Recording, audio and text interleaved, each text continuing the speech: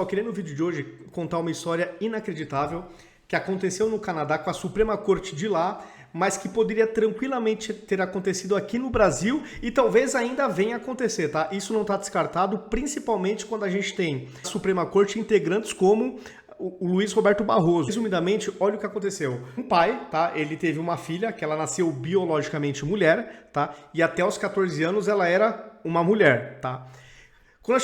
Quando ela fez 14 anos, a Suprema Corte do Canadá autorizou que ela fizesse a mudança de sexo com 14 anos de idade. Pois bem, ela fez a mudança de sexo e a justiça determinou que o pai tinha que se referir a essa pessoa agora como sendo do gênero masculino. Ou seja, não poderia mais chamar a filha por termos como ela, enfim, a minha filha, teria que ser tudo masculino, ele, meu filho, etc. Aí quando ela estava com 16 anos, provavelmente por uma distração do pai, que afinal de contas estava a vida inteira chamando a menina por ela, e ele acabou chamando já o filho, né, que agora já fez a transformação, com 16 anos ele já tinha virado um homem, digamos assim, ele se referiu ao filho como ela. Talvez por força do hábito, né? Talvez por 90% da existência daquela pessoa ela ter sido tratada como uma mulher, porque ela era de fato uma mulher. Pronto, a Suprema Corte prendeu o pai desse jovem, né? Porque provavelmente o jovem denunciou o pai para a justiça, ou a esposa, não sei.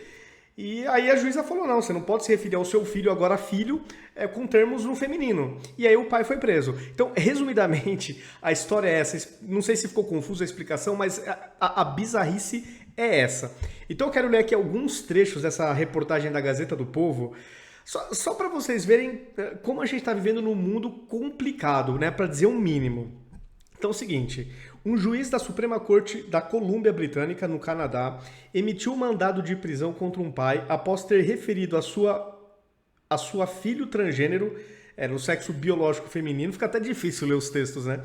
Como menina, e por pronomes femininos. A adolescente de 16 anos passa por uma transição para o gênero masculino, com injeções de testosterona desde 2019, sem consentimento do pai. O homem teve o pedido de fiança negado e segue preso. O pai está preso ainda.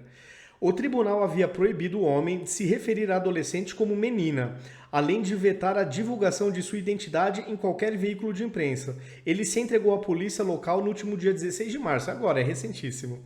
O caso chegou à Suprema Corte em 2019, quando o tribunal decidiu que a adolescente, então com 14 anos, poderia ser submetida a procedimento hormonal para se tornar um menino. De novo, com 14 anos, você acha que uma pessoa tem certeza das suas convicções com 14 anos?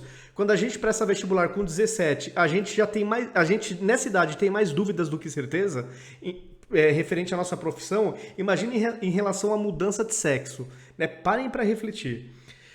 Seguindo, o tratamento teria sido indicado por um conselheiro da comunidade escolar e pela clínica de gênero do BC Children's Hospital, que fornece tratamento com bloqueadores de puberdade e ou hormônios de afirmação de gênero para jovens transgêneros.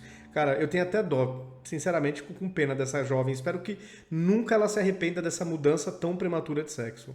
A justiça também alertou ao pai que, se tentasse dissuadir a filha a desistir do procedimento, seria preso e condenado por violência doméstica. Então você imagina, o pai preocupado com uma decisão importante que a sua filha pré-adolescente está tomando e o pai não tem sequer o direito de tentar ainda explicar para a filha, né, os riscos, enfim, de repente ele pode até tentar argumentar no sentido que ela pode se arrepender e tal, mas se ele fizer isso, ele é preso e condenado por violência doméstica. Pessoal, dá para acreditar? O canadense tentou reverter a decisão da Suprema Corte para impedir o procedimento com base no posicionamento da Suprema Corte do Reino Unido no caso Keira Bell, uma jovem que se arrependeu do procedimento de transição de gênero e tentou processar a clínica responsável pelo tratamento. O tribunal decidiu em favor de Keira, né, dessa jovem no Reino Unido que se arrependeu. O tribunal decidiu em favor de Keira, ressaltando a insuficiência de estudos e dados científicos que sustentem os tratamentos de transição de gêneros prescritos para adolescentes. Mas aí nesse caso é ciência. Quando envolve a esquerda, aí tudo a ciência comprova. Pode ter certeza, só se, por exemplo, aqui imagine o Bolsonaro se posicionando a favor da menina. Ou contra a menina porque não tem embasamento científico. Nossa, a imprensa ia cair de pau. Porque tudo que que a esquerda prega, mesmo que tenha tido um mês de estudo, não, já tem embasamento científico. Vocês notam a hipocrisia e o duplo padrão, né? Que a gente sempre comenta nesse canal. Em entrevista à imprensa local, o canadense afirmou que estava sentado como um pai, vendo uma menina perfeitamente saudável ser destruída. Cara, eu me coloco no lugar desse pai. Imagine, realmente, você vê uma filha saudável com 14 anos, que ainda não sabe nem o que vai ser da vida e decidindo mudar de sexo com 14 anos. E a Suprema Corte emparedando o pai que a partir daí não podia palpitar em mais nada. Nem que fosse por um sentimento sincero de querer o bem da filha. Olha que mundo maluco a gente está vivendo. Seguindo aqui, aspas, né, o pai falando, isso não vai mudar o DNA dela, ela não vai se tornar um menino, pode causar doenças no coração e outros riscos desse tipo, causar diferentes tipos de câncer. Por quê? Porque está mexendo com hormônio. E como vão bloquear sua puberdade, a densidade dos seus ossos vai ficar estagnada. Olha aí, olha se a preocupação do pai não é legítima. E ele pode ser preso, condenado, se ficar tentando persuadir a filha. Meu Deus do céu. A decisão da Suprema Corte do Canadá também cita tentativas por parte do pai de apresentar evidências científicas que desmistificam o processo de transição de gênero e apontam para consequências irreversíveis. O tribunal, contudo, não acatou nenhum apontamento, então o pai ainda tentou levar evidência científica. Só que para a esquerda, provavelmente os juízes da Suprema Corte de lá devem ser majoritariamente de esquerda, e no caso eles só aceitam a ciência que comprovem a narrativa ou a ideologia deles. Isso já está claro no Brasil em tempos de pandemia com toda a politização do corona, né? Como todo mundo vê diariamente na imprensa.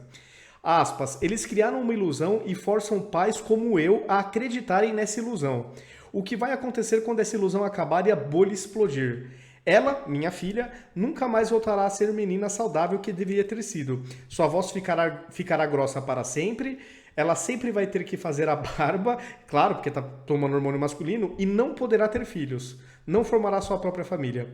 Esses jovens não compreendem o que isso pode significar. Claro que não compreendem, eles estão formando, estão inclusive em formação intelectual. Uma criança de 14 anos, para tomar essa decisão, muito provavelmente tem influência, tá? Não vou acusar, mas é um cenário possível, influência de professor progressista, por exemplo. Eu não descarto essa possibilidade. Porque como com 14 anos você tem convicção de que você quer trocar de sexo, sendo que é uma decisão que vai impactar o resto da sua vida e não tem volta.